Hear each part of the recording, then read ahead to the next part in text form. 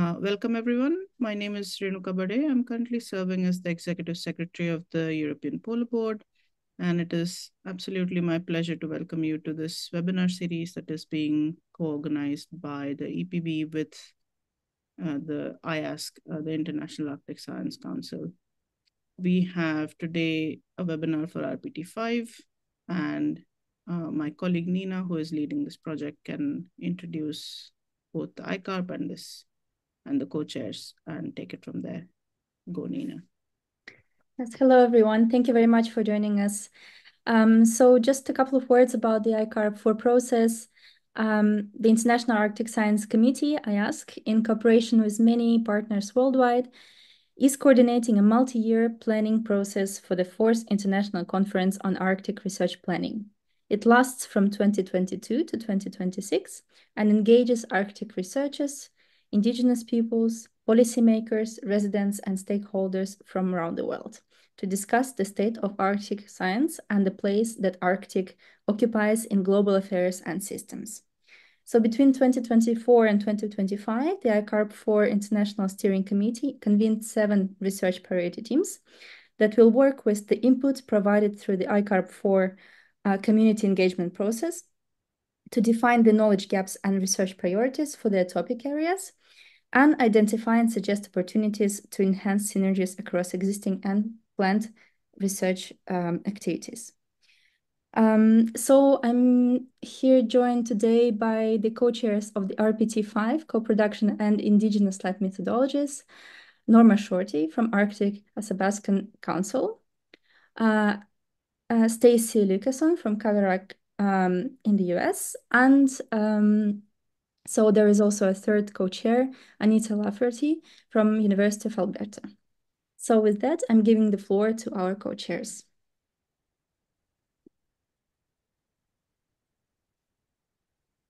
You may share your screens now. Just as we start this, I think Nina said also, but I wanted to repeat that this meeting will be recorded and it will be made available on the EPB YouTube channel and also the IASC and ICARP channels. Thanks. Thank you. Good morning. I'm Stacey Lucason. Appreciate the introduction, Nina and Renuka. We have a few slides. First, on the ICARP by RPT5, this process, and then Norma also has a few slides. These are our co-chairs. Here today, I'm Stacey Lucason on the end. Not here, Anita Lafferty, Amanda Young, who's one of our secretaries, and Louise Mercer, also a secretary. And then Norma, if you want to say hi now, otherwise I know you'll introduce yourself again more in the second half. But folks who are interested can check out the entire research priority team and all of the members listed on IASC's website. So I'm a Yupik scholar. I live in Alaska, not on my traditional homeland, but in Dena'ina Territory at Eklutna.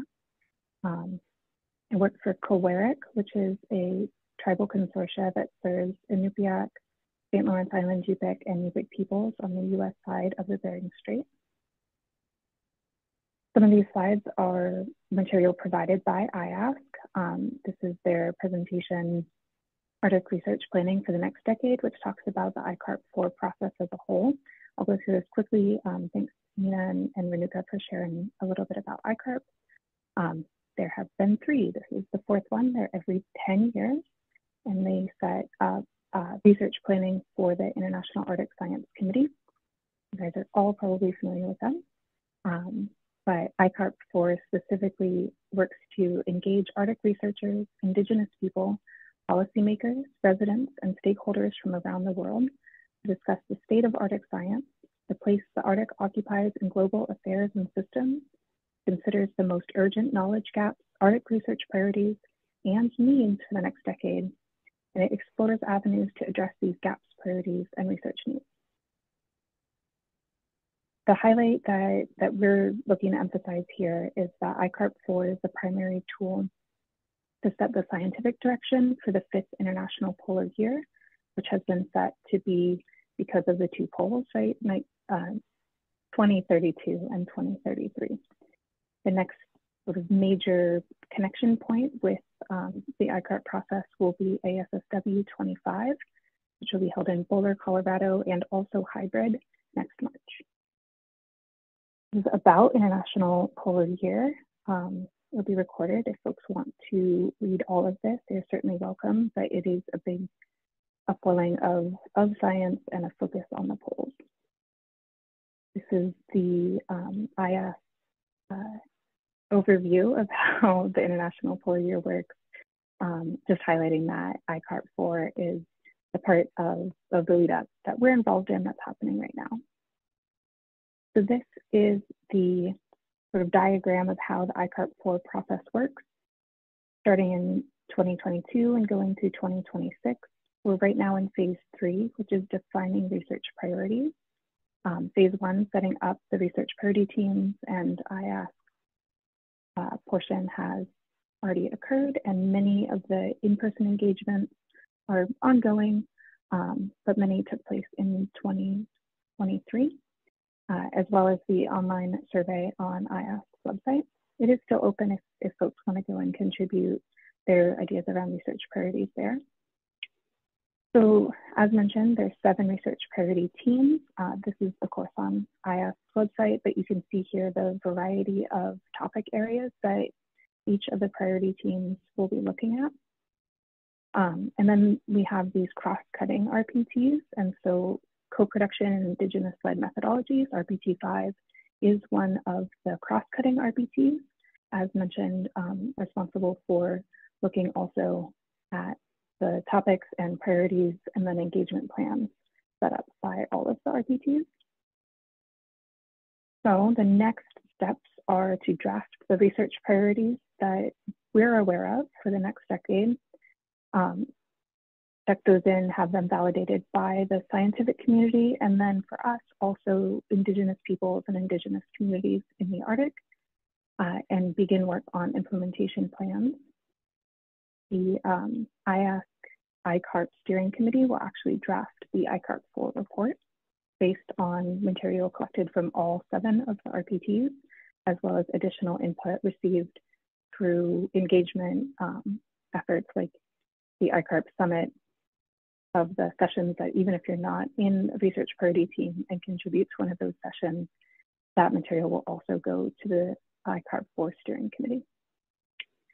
And then phase 5, which comes in 2026 and beyond, is when they begin implementation. And so we as research priority teams won't exist in the same way, although the network that we're building and the people that we know, of course, we get to build on that going forward.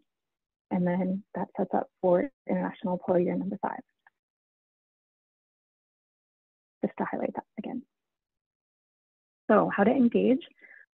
Hopefully, this is an engagement session related to the ICARP IV process. So feedback that you have here and discussion that you contribute will make its way in, as well as the ICARP IV Summit that will be at ASSW 2025.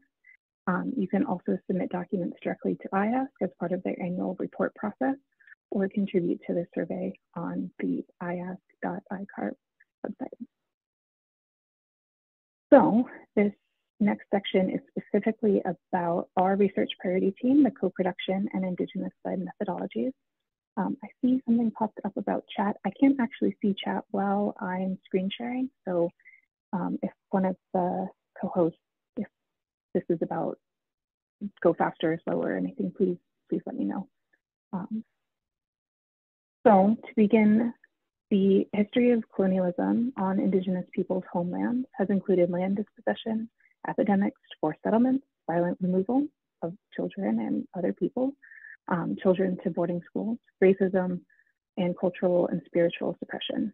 That is the situation that we all probably were born into, because it started before any of us were in our careers. But past inequities persist in the form of inequitable research processes and relationships across the Arctic. These inequitable processes and relationships prioritize non-Indigenous ways of being and knowing. They feed a structure of decision-making that does not fully account for Indigenous people's knowledge, perspectives, or needs. And new approaches to research are needed to address past and current inequities that start with a shared understanding of the historical and present trauma experienced by Indigenous peoples in the Arctic and elsewhere, as well as using Indigenous approaches to address systemic problems. IS does recognize that this is necessary and has taken steps to include more Indigenous peoples and Indigenous scholars in their work. Some examples include the IASC Indigenous Fellowship. This year, that's Anita, one of our co-chairs. The IASC Standing Committee on Indigenous Engagement, the ICARP IV Indigenous Peoples Coordinating Group, which is supported by IASC to help Indigenous members of the RPTs work together. Most of the RPTs have Indigenous membership, and multiple RPTs have an Indigenous co-chair. And then our specific topic area for RPT5, the Co-Production and Indigenous methodologies, was recognized as a gap out of the ICARP IV process. So 5 years ago, the previous decade's work, they recognized that they needed a cross-cutting, a way to look at how all of the different topic areas that are organized in the way that IASC is organized, like atmospheric and terrestrial, that Indigenous methodologies and co-production are relevant to all of those areas. So our RPT came together. Process-wise, everybody applied online through IASC to join one of the RPTs, and then IASC sorted folks into which RPT they were the best fit. And then people could also self-select at ASSW 2024. We held 2 days of open session to work with people who were at the conference, both hybrid and in person, to talk about the sort of existing state of Indigenous-led methodologies within Arctic research and co-production projects. There were over 60 people in each day, so probably a total of 80 or so participated between the 2 days. And that was one of the main in-person engagements supported by IASC as part of this ICARP IV process. We have an initial meeting report that was drafted out of that 2-day session.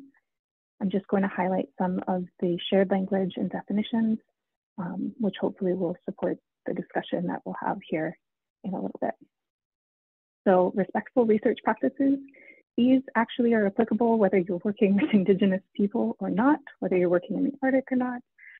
These are just good practice that not every research tradition has always practiced, but things like careful consideration in the terminology used, so you avoid homogenizing diverse cultures and different peoples. As you all probably know, there are many different Indigenous peoples across the Arctic, and the values, the knowledge systems, the practices, the topics of interest are going to differ from each community. And so coming into doing research, knowing that that is the situation is important. And then you have higher quality research and outputs when you acknowledge the unique identities and languages and values from the people that you're working with. And your own, right? Like what you come in with. And second, to consider the framing of topics. There's a history of Western science focusing on things that are missing or things that are considered lesser, but there are implications in the way that framing turns out for policy that is made off of the data that's collected. Data is always, of course, framed by the people asking the questions and by the way that it's presented. And so taking care when you're putting together your research questions and your reports is always worthwhile. The second set of respectful research practices, again, regardless of where you're working, but especially important in the Arctic, given the history that we come into this space in, having capacity building and capacity sharing, recognizing that every time you're engaging in teaching and learning in a community, like as a researcher with other researchers or with community members, that there are things that you know, and there are things that they know. And the end product relies on everybody sharing that knowledge, right? Like, if you are born in the South, you are not going to know how to survive in the Arctic. So to literally be in the field and be present and not freeze to death relies on learning from somebody who is there. And similarly, to be able to produce reports and to put things into the scientific, like, shared discourse that is published research, you have to speak a certain language. You have to know those keywords and those infrastructure to get research published. And so it is a mutually, like, necessary sharing of knowledge. And then the next piece is that education systems, which researchers all have influence on, whether that's the focus of your work or not, having those education systems value diverse knowledge systems and recognize and use diverse knowledge systems and support methodologies that are working for communities, right? Which often includes remote learning, asynchronous learning, hands-on learning, and community-based educational initiatives. So specifically, when we get into Indigenous research practices, first I want to talk about Indigenous-led methodologies. And again, you can read the summary, which contains all of these definitions sort of at more length. But Indigenous-led methodologies underscore a connection with the land and an integration of local knowledge and often reverence for elders and traditional customs. Decolonizing research involves empowering Indigenous communities to own their own data, so having a sense of Indigenous data sovereignty and setting up those data sharing expectations and practices from the beginning of any project, while encouraging academia, right, through universities and funding mechanisms to be more flexible and more inclusive. Indigenous methodologies do have global relevance, right? But each one from each community that it's in, recognizing that it comes from a specific knowledge system, needs to be acknowledged on its own terms, not compared with others, not used in a different context, but recognized in itself. Generally, you want to involve both young and elder individuals when you are working through an Indigenous methodology. You want to be able to preserve tradition and wisdom and use them woven into contemporary research practices. So the next two concepts differ slightly. Indigenous-centric research is where the Indigenous people are at the forefront. It is often Indigenous-led research, Indigenous-produced research, which is different from co-production, which would be researchers from two or more different systems, knowledge systems, education systems, coming together to work on the production of knowledge, right? To collect data or complete a project. And so co-production is the place where Western science and Indigenous knowledge can come together. But note that co-production could also be between two different Indigenous knowledge systems, right? So an Arctic project and a Maori project might be co-production and not actually involve Western science at all. Some of the things that scientists need to do in order to foster co-production is to uphold ethical standards, push for more flexible funding. It takes time too, right? That's one of the main things in flexible funding is the timelines of research. Building a relationship with people from a community is going to take more than just a single field season. And not all funders understand how long it takes or how limited the year is in the Arctic in terms of travel. And so opportunities that scientists have to push back on that and to remind funders that it's actually really, really harsh conditions and it takes a fair amount of investment to go and to be present in communities in the Arctic. And so that is one of the underlying necessary steps to get towards co-production, or it's flying people out of the Arctic, which is also quite an investment. And then working throughout that process to keep up communication, to recognize and acknowledge where there are disparities of opportunity or of the structures, so that you can maintain an equitable participation from all of the co-developing researchers, right? The scholars from both knowledge systems throughout the process. This is a diagram from a paper produced in 2022 called A Framework for Co-Production of Knowledge in the Context of Arctic Research by Hlamyua, Julie Raymond Yacobian, Daniel Al, I don't actually know his last name, Alok, and Carolina Behe. And this was a whole publication, right, which I invite you to read as well. But some of the highlights here, recognizing the validity and being drawn from more than one knowledge system to be a co-produced product, and building and attaining equity as foundational to being able to do any of the rest of the process of co-production. So this diagram includes some of the steps that a scientist or a research team might take here in the blue area. And these are conversations that develop with both knowledge systems engaged. And then you get things like trust and respect. You build relationships. It empowers the people involved, right? Both the researchers and the scholars that they rely on in the community.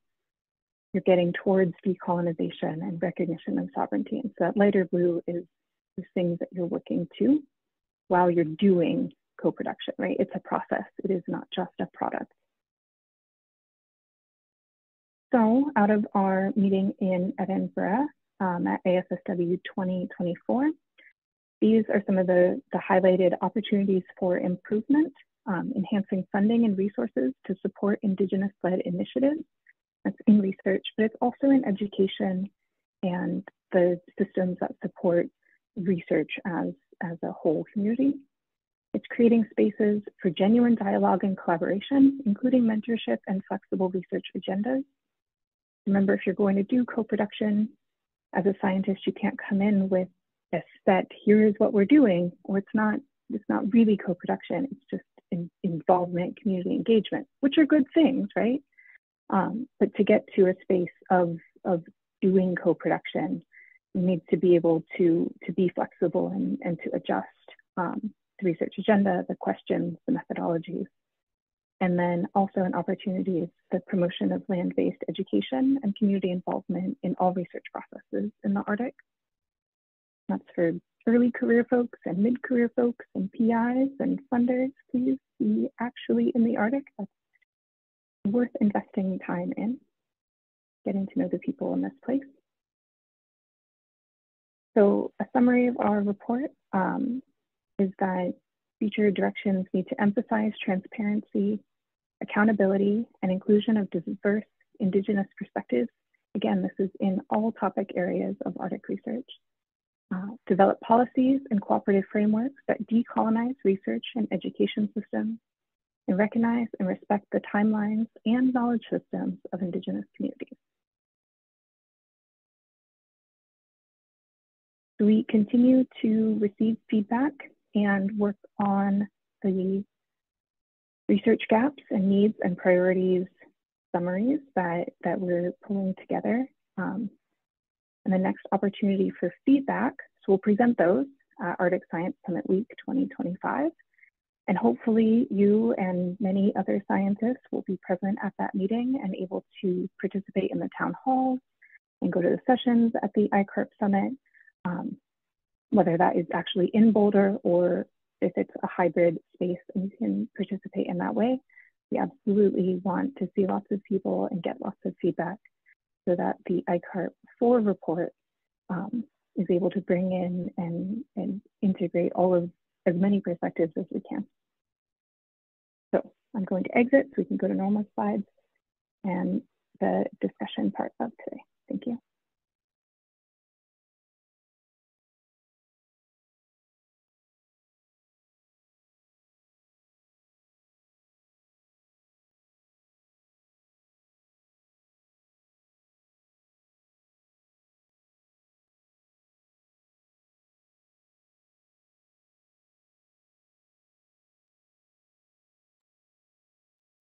Well, good morning, everyone.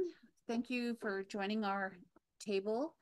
That was a really awesome overview of RPT5's work. So what I'm going to do is actually explain what an Indigenous-led research project looks like. So using some of the things that Stacey brought forward as rubrics, how would you sort of look at this and co-produce knowledge regarding this? So this presentation is called Sustaining Indigenous Knowledges, because we always seem to be coming up against this word of sustainability, re-science. And so it got me thinking about this notion of the sustainability of our knowledge, Indigenous knowledge. And here in the first slide, we see many people that I've thanked. So even in this slide alone, you could see in the Indigenous methodology that many people matter. They are not seen one-on-one, but together collectively. So my research table is Tlingit as opposed to being further north in Arctic.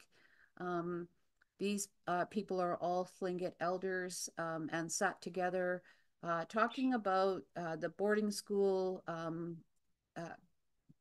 curriculum that they were developing, but more speaking about their experiences being Indigenous in a Western world, which of course was quite devastating, but we got through it together. The other is that even in our thank yous, we continue to thank Ha'anka'u, who is our I guess our creator. So in science, again, there's not a recognition for spirituality or that everything has a spirit.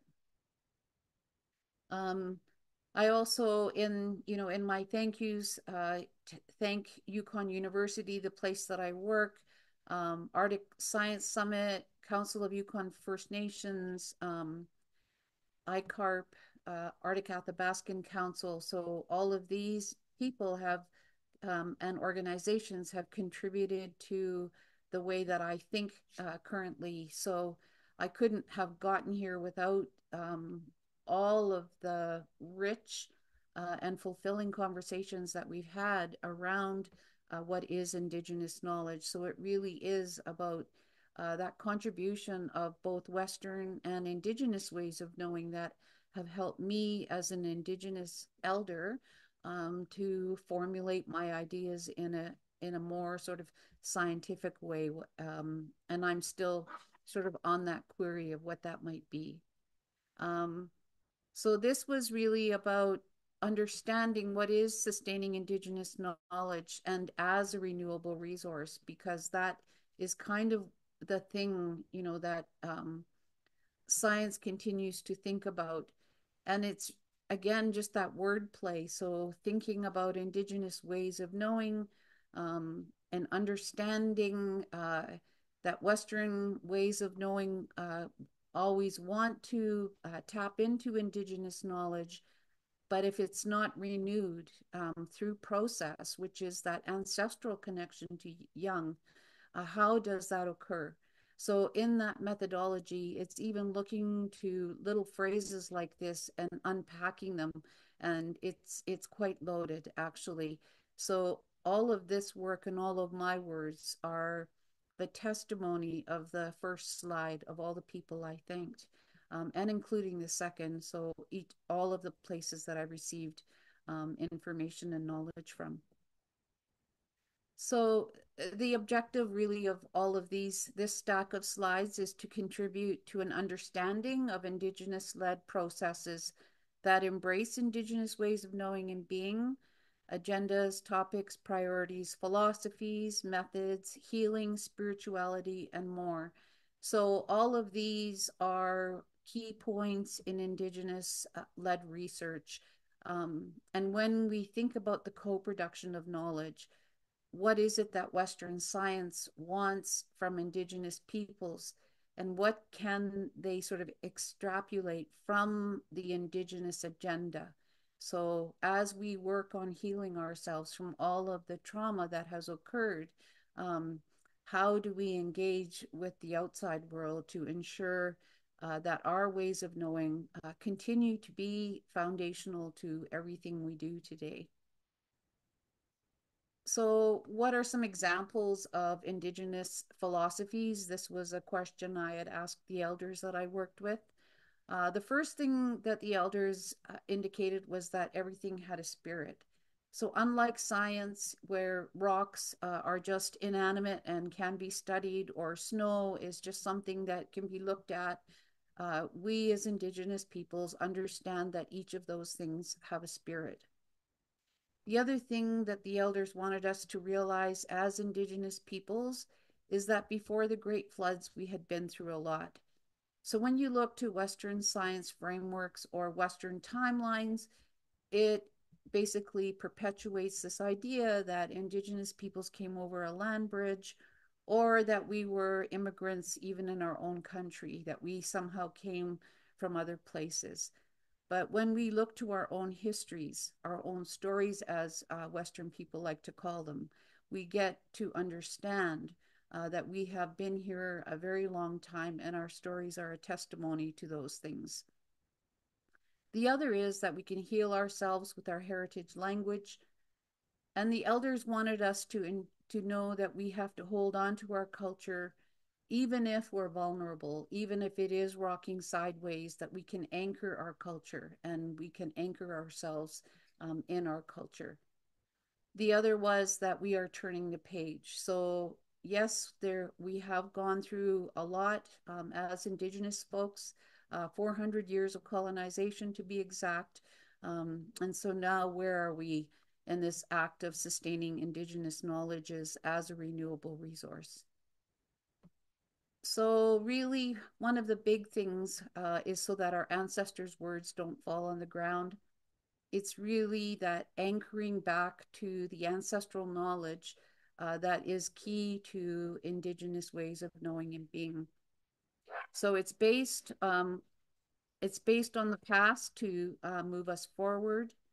It's for the benefit of current and future generations, embedded in our heritage languages and in place. And it validates Indigenous history and timelines, plan objects, clothing, petroglyphs, place names, personal names, oratory, trails, and so much more. So, that I guess is kind of, a very full view of what Indigenous knowledge might be. The other is we retell our stories. So I put in brackets the HI only to emphasize the practice of English language oppressing Indigenous constructs. So when we talk about stories, we're kind of hiding that whole idea of histories. When we refer to Indigenous ways of being and knowing as a narrative, realize that we're relegating it to a place where things can change, where things aren't exact, and that is a part of Indigenous knowledges is that oratory. So really, we retell our stories or our histories so that our children will know where they come from, and so that our grandchildren are not strangers or tourists on their own land. And this speaks to that expertise-ness that we speak of as scientists. When you come to our communities, you want knowledge bearers and elders. So how are we growing the future? So that's all a part of our, methodology and our Indigenous way of knowing and being. So Gold Belt Heritage Elders were formed to put together a boarding school curriculum.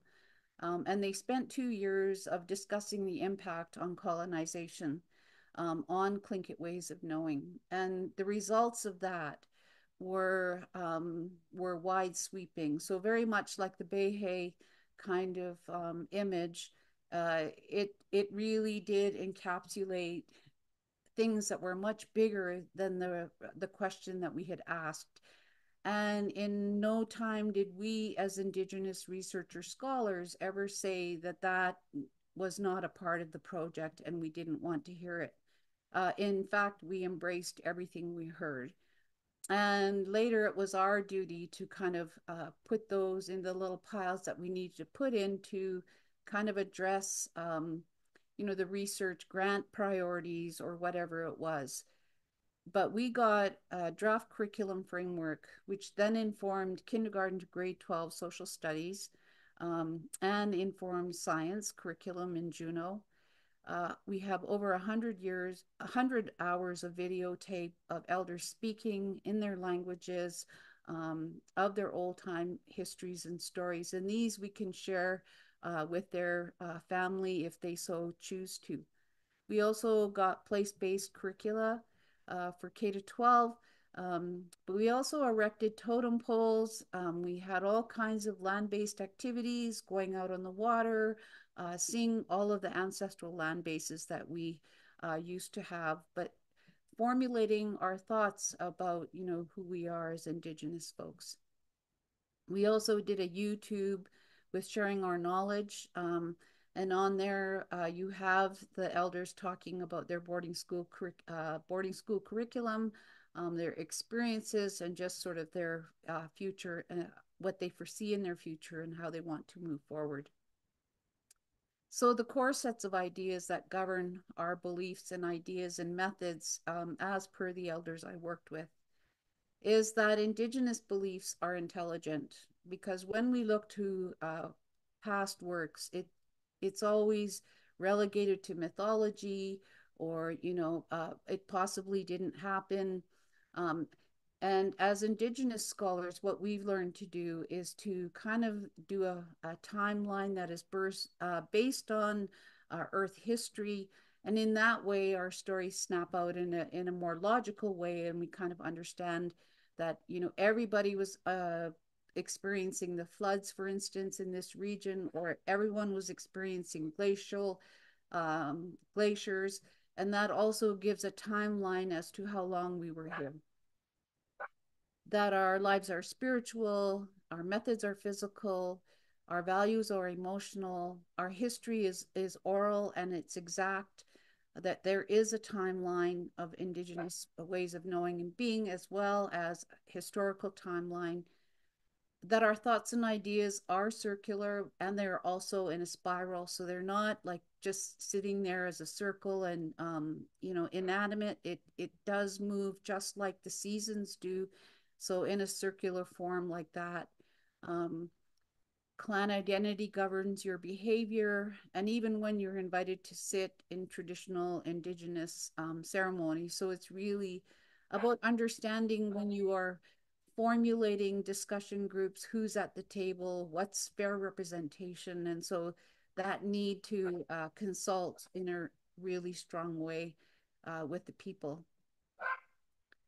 So in this idea of sustaining knowledge, we have a body of knowledge and have lands and waters that are tied to Indigenous names and are tied to bodies of knowledge.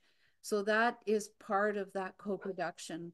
How are you helping us to bring those names and all of those stories and histories, back to the forefront? So it also includes kind of the mental, the spiritual, the physical attributes of everything we do. So this idea of a tetrahedra that Oscar Quagley brought forward, which includes in this sort of notion of a quadrant, the idea of earth, sky, and land. So it's really a holistic connection to Indigenous ways of knowing and being. So we implemented an Indigenous pedagogy. We acknowledged spirituality and those ancestors that we could not see, the things we cannot see, and that we can't prove in a scientific way, we know is there. We acknowledge that, and that's part of an Indigenous methodology. We ensure elder and youth engagement. We support family involvement. We retold histories in the heritage languages while experiencing the land and the water. Truth telling was very, very big because of this notion of oratory. So going back to an Indigenous methodology, what is that? So it's having that ability to retell things in its exact way. validation through ceremony and ku'ich, which is through our potlatch. And that is a very powerful teaching. If you can experience one, I would highly recommend you go if you're invited. Ancestral and clan connections to land are celebrated through their place names, their clan crests, their histories, their songs, dances, and images, and more. The other thing we do is we correct ourselves. So when we're sitting in scientific meetings, we come there, there's this notion of we are the best, and there is no room for correction. In our Indigenous tables, very much our elders are sitting there just like those high up officials that we think of as scientists. But we are humble enough to say, no, I think we got that wrong. And together we work to correct it. And that is a beautiful experience if you've ever been a part of that. It's really incredible to sit and to watch elders care so much about ancestral knowledge that they will work it out until they get it right. And that sense of getting it right is when everybody nods their head that yes, it's okay the way it is. The other is that elders and language speakers often lead the processes. So those who are really have strength in our culture and language are the ones who stand up and take the lead. The rest of us do all of the legwork, the research, bringing forward work, leading smaller discussion groups and validating discussion points with the bigger group. So even this PowerPoint itself was validated by the elders. So me saying to them, I'm going to present this, in the groups that I work in, what do you think? Is it a good presentation? Is it correctly or re-saying what you told us? And the word was yes. So, and what wasn't correct, we fixed right there. So that Tlingit ceremony and oratory time is used. That oratory time means that we speak about it until it's finished. And you'll know at that time when the topic is done. So if we're having trouble moving through an issue, we will talk about it for days and days or months or years. In this sense, the boarding school curriculum took us 3 years because oratory time was needed as well as healing time was needed. In Indigenous constructs, everyone has a say. So even in how I address that process is through like a talking circle, have a microphone, and everyone has a chance to have a voice. Even if they're sort of sitting back, we still invite them, hand the microphone to them, and let them have the ability to pass if they want to. And the oldest and most knowledgeable elder usually has the last say. So this person, again, using an Indigenous construct is the last person to speak. Using a Western construct, this would be the first person to speak. The reason we have it this way in our culture is so that the knowledgeable elder is able to articulate or hear what was said all around the room, and they pick up and sew all of the gaps together. So that is kind of that why we have it that way.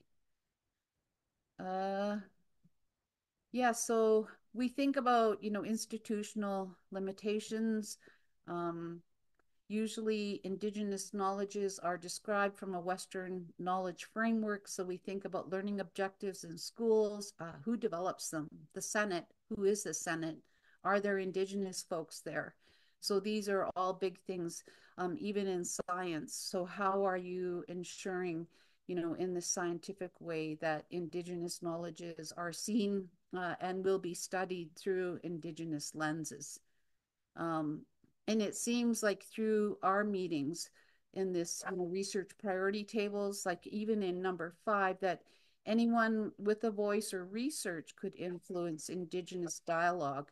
And that is problematic from an Indigenous perspective because we have been so colonized.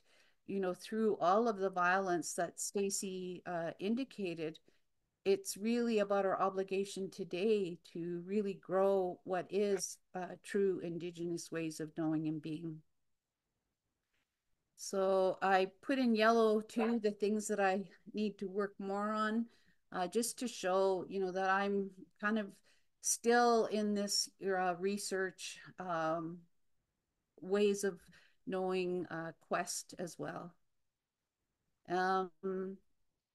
So the timeline, that we've been here since time immemorial, and will continue to exist until there is nothing else. So, Indigenous knowledge, what is it? It's eco-specific, it's tied to the unknown, and it's best described in our own heritage languages.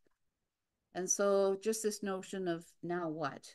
So I'll leave it there. Because, I could go on more, but I think this is a good place to have a question and let my dog out.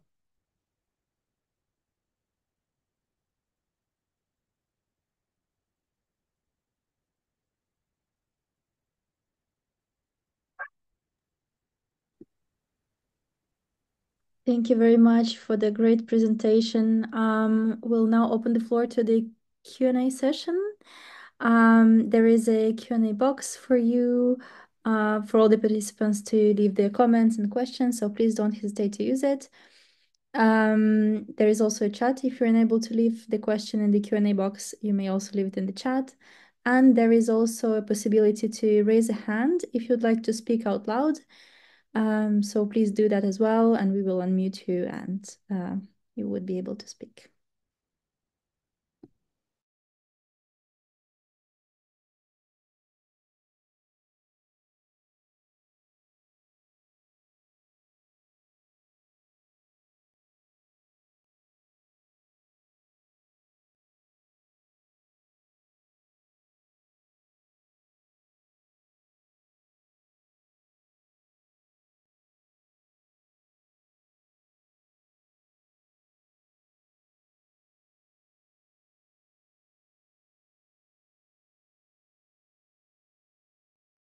Not seeing any questions in the Q&A. If folks want to type them and have them anonymous, you can put it in the Q&A box.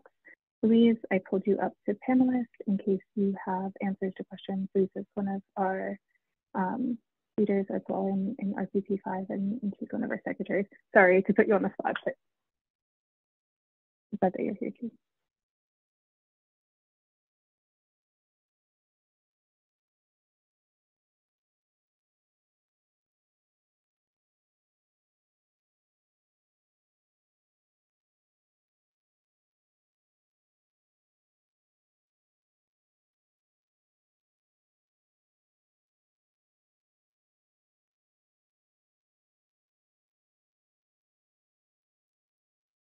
Oh.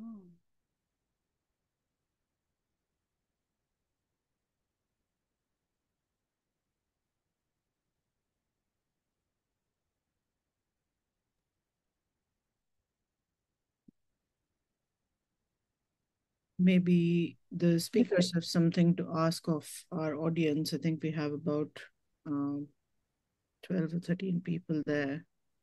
Maybe you could ask the audience some questions to generate dialogue. Louise, do you have any questions at all? Because I know Stacey and Norma have just done the bulk of the talking. Yeah, and you both did a wonderful job, may I add. Yeah, really great. In terms of the audience, I think it would be good to gauge representation. So, like, if the audience is predominantly Indigenous scholars or early career researchers looking to learn how to, maybe engage more with communities in a way that is more respectful and reciprocal, or equitable. Stacey provided some great references in the chat as well as her slides that are quite foundational to the work of our RPT. So yeah, if anyone could maybe just pop in the Q&A, like maybe yes, what career stage they're at, like what the research are doing, things like that. That might be quite interesting. I think we've got a question that's quite a basic question, maybe to begin with. It states, thank you for the presentations. The member were wondering how RPT5 was formed. Was it an application-based situation or an invitation-based RPT? So they'd like some clarification on that. Thank you.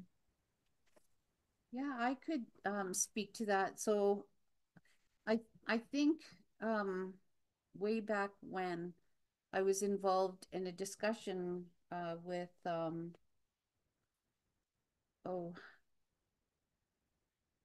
with one of the universities, and they were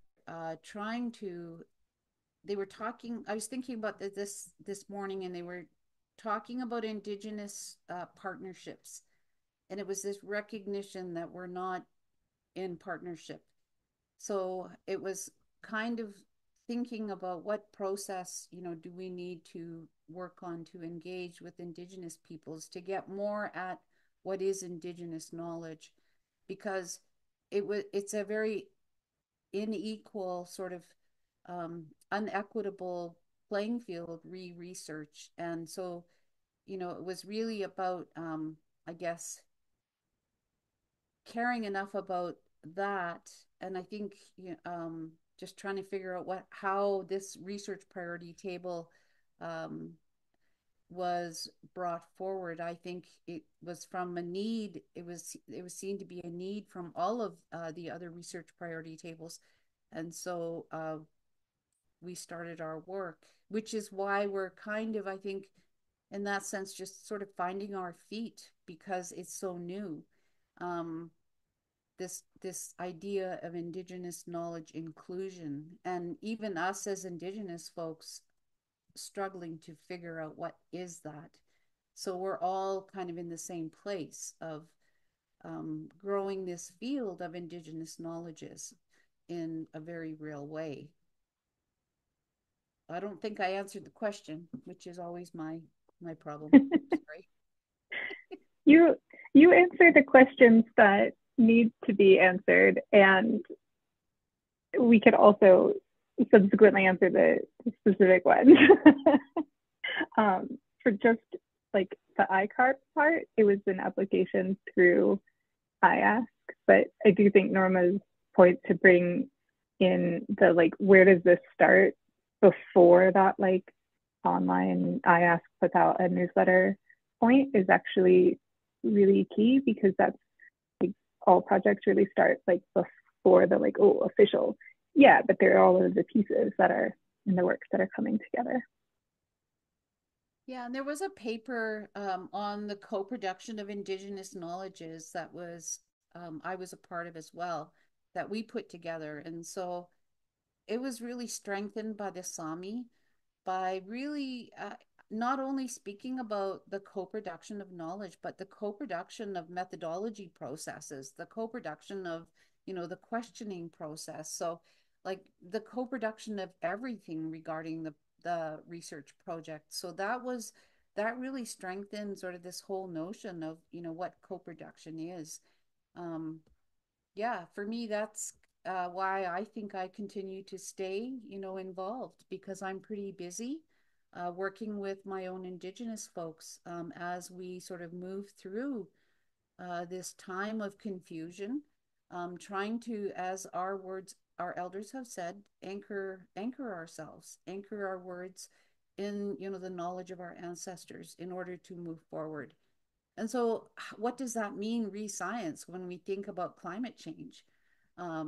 It means big things. For me, it's I know where to go when the floods come again, because they're in our stories. So, it's simple little things like that, it's deep. The philosophy is deep. And it just seems so simplistic. But you kind of have to get to a place of clearing out a lot in order to get to that simple, good place of what they were trying to share with us. I think, Stacey, you might want to say something more about the second question about further recommended resources? Maybe you could take that up.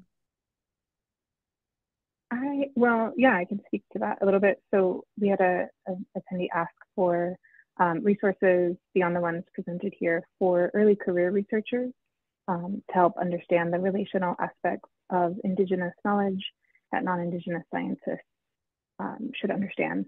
And I think I also will say this out loud. I appreciate hearing that as feedback. That's the sort of information that we think is missing, but to really to get that in like official feedback, that like there isn't a resource list, there isn't a place like to learn from a Western perspective to do better, that's easily identifiable to go to. I know that there are some like that report on the process of co-production by the Sami, that we have brought that into the workshop discussion in Edinburgh, and there were a handful of other projects that were like examples and highlights of co-production in action.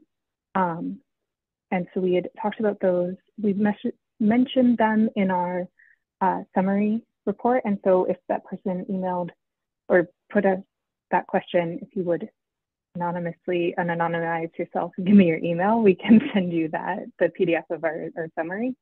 But that is something that we are recognizing as missing, right? Is there aren't a lot of places for somebody from a Western training set. I know when I was talking, I was like, go to the Arctic, go be in community, which is not so achievable. You can't just, it's expensive and it takes time. You probably need to know someone. And so I do hear you on it's hard to get started. Louise, can you? Yeah, I would just highlighted? Yeah, just on my perspective as a non-Indigenous ECR who my whole work has centered on co-developing community-based monitoring programs. And yes, it's very dependent. Yes, there's no one-size-fits-all approach, and it's very dependent on where you're going. I would recommend look for resources that educate yourself about the culture that you will be working with. And that's very dependent. So, for example, I work in Inuit Nunangat, the Inuit homeland in Canada, and the National Inuit Strategy and Research was a really good tool produced by the ITK. But yes, I think as I I was lucky to have a mentor. What I was able to build off previous relationships, so I spent a lot of time in the community I was collaborating with, and the learning from informal conversations or just being present was incredibly important for me.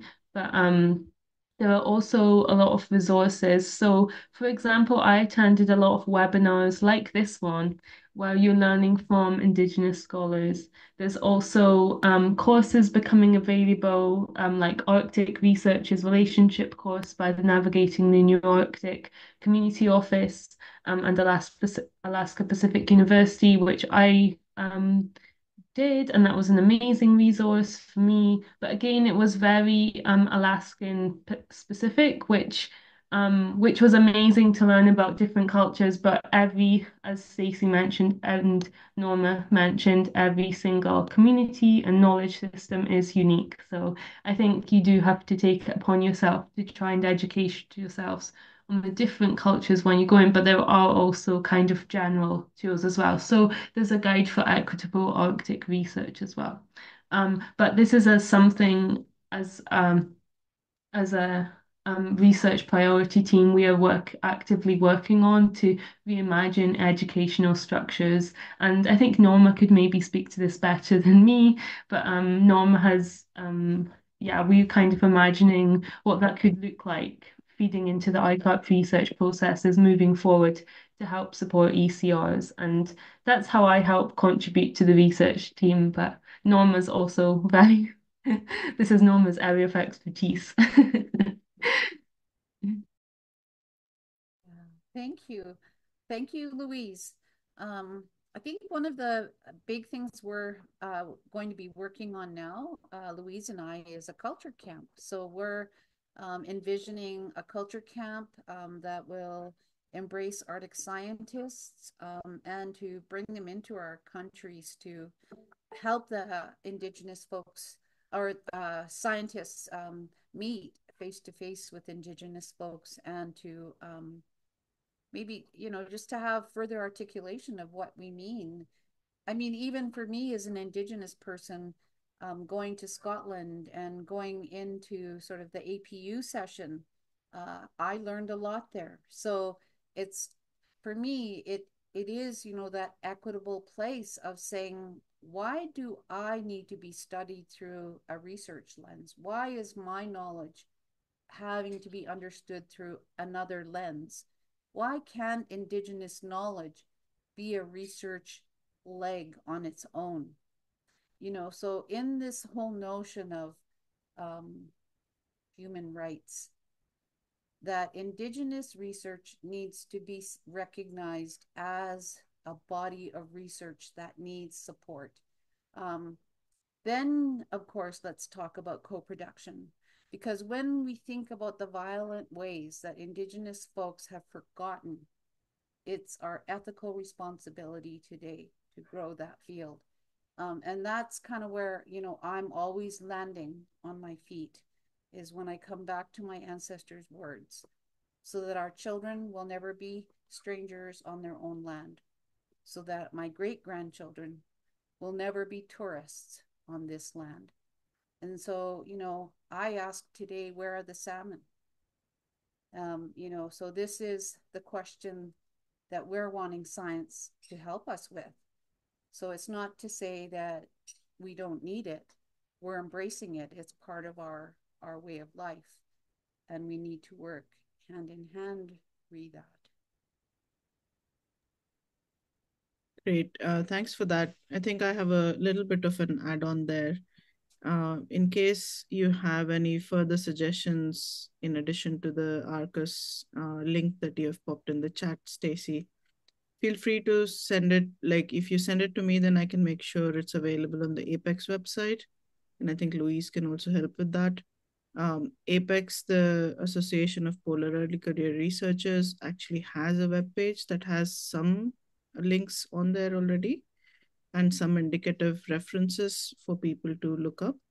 But I think I just checked as these discussions were taking place, and they seem to be a little bit old, on the older side. So I think it might help refreshing, and I'm happy to make that happen if you CC me in the emails. I think there's also one more question that's quite interesting that's popped up. This is about the rights of nature. And the question is from Alexandra. And Alexandra states, can the rights of nature be an effective way to decolonize environmental law from an Indigenous perspective, as it has happened in Aotearoa, New Zealand? I apologize for the misspelling. Ecuador and Bolivia, and with the recognition of rights of rivers, forests, or Mother Earth as a whole? So that's quite an expansive question for Stacey, Norma. Who would like to take that? I could take the first stab at it, and I would basically say that in order to look at this rights of nature law and to bring it to our country, it definitely needs to have that validation process. So it may be a really good foundation, and it may not have the depth that we need, but maybe it's good enough. But that would have to be, it would have to be nodded at by our people in our region.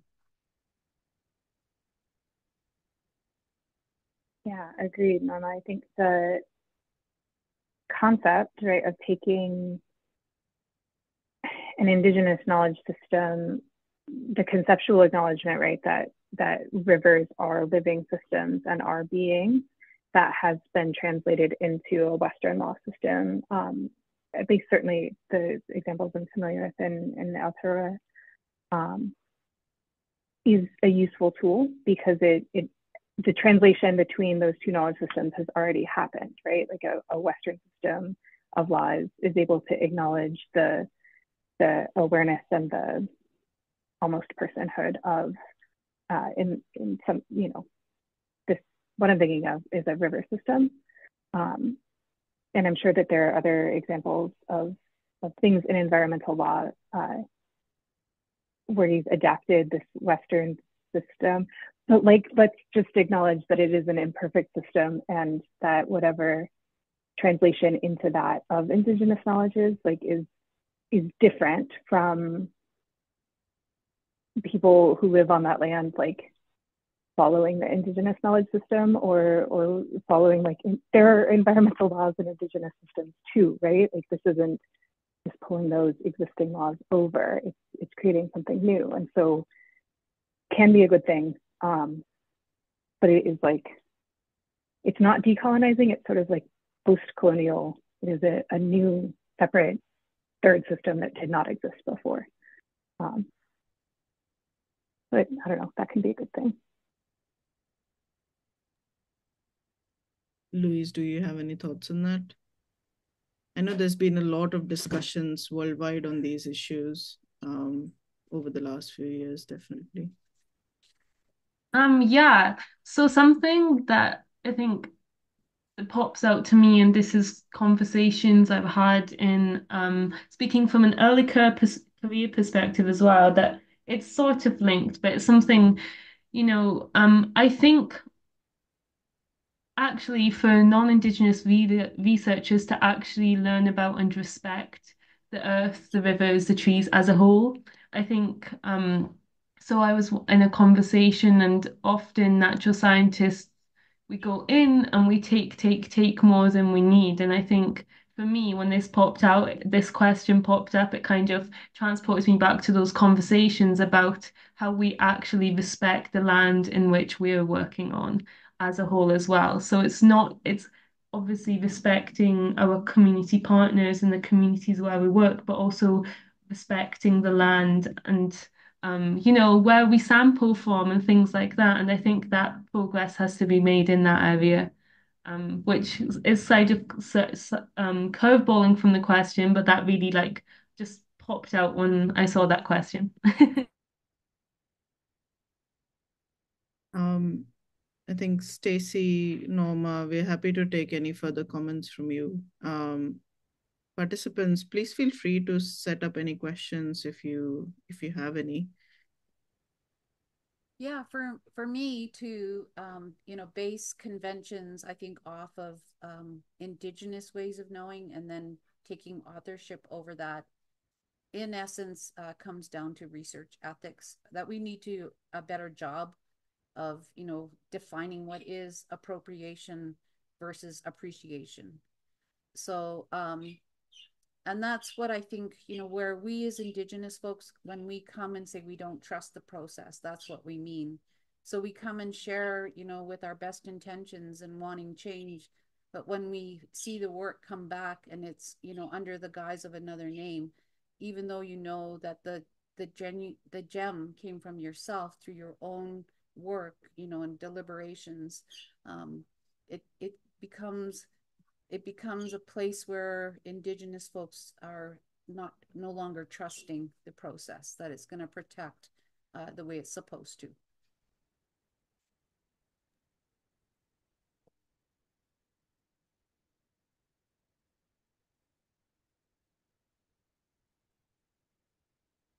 I think that's a really interesting viewpoint.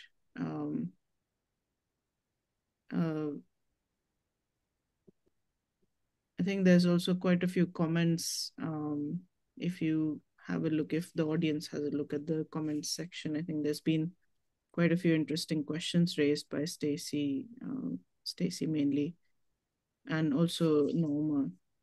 So it's just points to think about as well as we work in the Arctic, to be honest. So yeah, and I mean, I think what I'd like to say is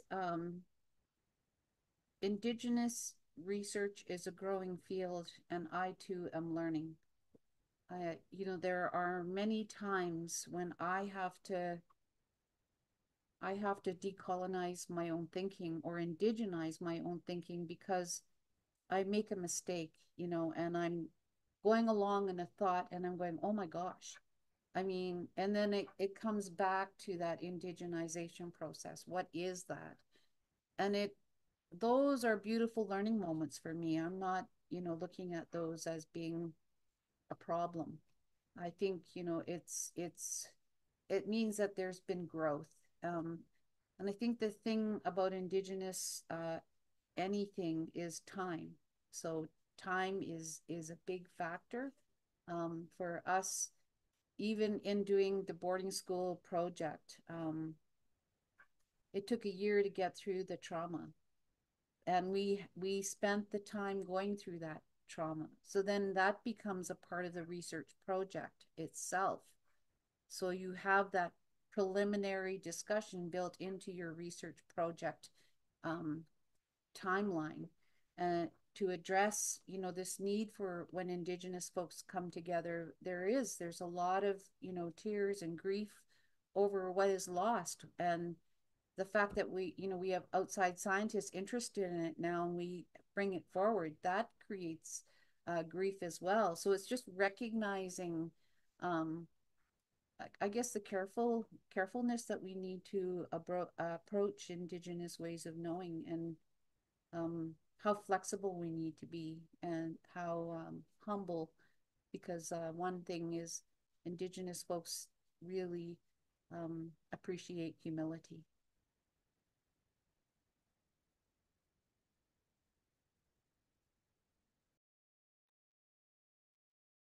Great. Well, if we have no further questions, Stacey, Norma, Louise, this is the last chance for you all to have any final words before we close the webinar for the evening or for the morning for you all.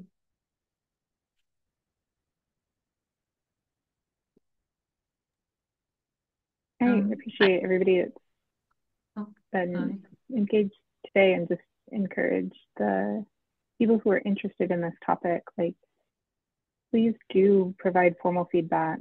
Please bring your perspective. The draft questions that sort of IASC is having us help them look at, right, on like what are the knowledge gaps and what are the needs, and take that in like a really literal sense, right? Like you're here because you're a researcher or you're interested in Arctic research, and so that need could be, what do you as an individual need from the Arctic research community? What do you need to be a good ethical scientist? What do you need to know? And there are ways to submit this feedback in ways that are more anonymous. So if they're a little bit like salty or would be spicy by your institution, please put that out there too, and know that your perspectives are valuable and are helpful. Anna.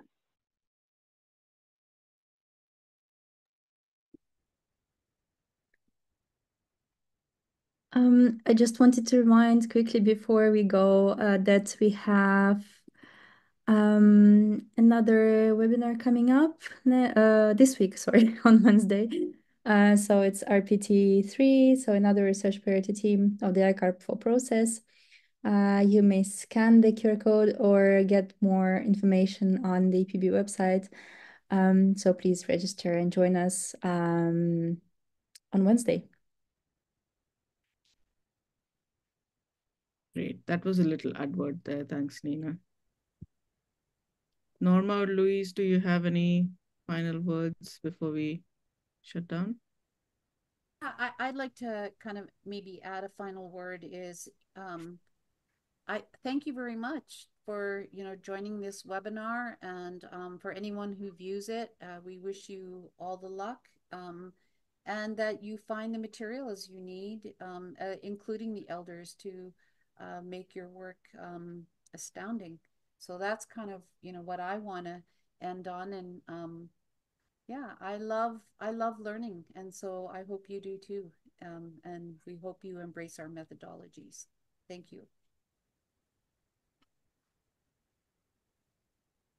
Thank you so much. Thank you so much, Norma, Stacey, Louise, all of you, all of the audience. Thanks for joining this webinar. And we hope to keep learning, like Norma says, with future webinars with the ICARP process and everything. I wish you all a great evening or a great day, wherever you're based. And we'll see you later. Thank you. Bye.